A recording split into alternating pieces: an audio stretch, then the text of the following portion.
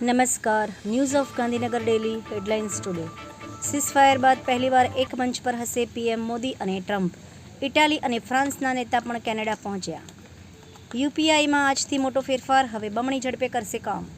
વડોદરા શહેરના વારાસિયામાં અગાઉ થયેલા ઝઘડાના સમાધાન બાદ અદાવત રાખી 3 શખ્સો યુવક પર હુમલો કર્યા।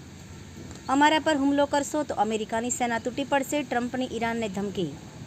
એરપોડ્સ પ્રો 3 માટે યુઝર્સને રાહ જોવી પડશે। એપલ આવતા વર્ષે લોન્ચ કરશે એવી શક્યતા।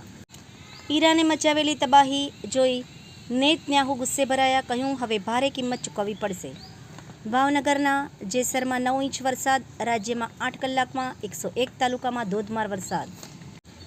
તંત્રીલેખ: ક્રૂડ ઓઇલના ભાવ ઉછળીને $120 પહોંચશે। વૈશ્વિક શેરબજારના સથવારે માર્કેટમાં ઉછાળો, સેન્સેક્સ 600 પોઈન્ટ ઉછળ્યો, નિફ્ટી 25,000 તરફ। ચીનની અંતરિક્ષ ક્ષેત્રે વધુ એક સિદ્ધિ, ચંદ્ર પર 1,30,000 કિલોમીટર દૂર લેઝર લાઇટ ફેંકી। ગુજરાત પોલીસ ભરતીની લેખિત પરીક્ષા 95.80% ઉમેદવારોએ આપી। સિવિલ હોસ્પિટલ રાજ્ય સરકારનું એકમ નહીં, અહીં અપાતી સેવાઓ નિઃશુલ્ક, ડૉક્ટર રજનીશ પટેલ। અમદાવાદ વિમાન દુર્ઘટના પીડિત પરિવારોને છેતરપિંડી, સાવધાન રહેતા અપીલ। કડી વિધાનસભા પેટા ચૂંટણી પહેલાં જ કડી શહેર પ્રમુખ પ્રજાશક્તિ ડેમોક્રેટિક પાર્ટીમાં જોડાયા। અમદાવાદ પ્લેન ક્રેશના ઘટના સ્થળેથી કોકપીટમાં રહેલું બીજું બ્લેક બોક્સ પણ મળ્યું, રહસ્ય ખુલશે।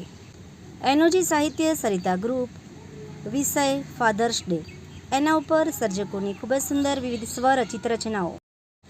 અંગત ત્યાગ અને અડગ ફરજનો શ્રેષ્ઠ દાખલો પૂરો પાડી રહેલી એફએસએલ નિષ્ણાતોની ટીમને સલામ। જર્જરિત આંગણવાડી કેન્દ્ર, ગાદલવાડાના બાળકો ભયના ઓથાર હેઠળ ભણવા મજબૂર। કેઆરસી દ્વારા મહિલાઓનો મનોરંજન કાર્યક્રમ યોજાયો। ગાંધીનગર મહાનગરપાલિકા દ્વારા પર્યાવરણ અને ટકાઉ વિકાસ તરફ મહત્વનું પગલું, vermi composting plant. Shivanshi Malani Jain સંઘ અમદાવાદ ઉત્તરનો સ્નેહમિલન સમારોહ આનંદ અને ઉત્સાહ સાથે સંપન્ન। ધાનેરાના ખેડૂતોના વર્ષો જૂના રસ્તા પર રેલવેની કામગીરી ચાલુ થતાં ખેડૂતો દ્વારા ધાનેરા નાયબ કલેક્ટરશ્રીને રસ્તો આપવા આપ્યું આવેદનપત્ર।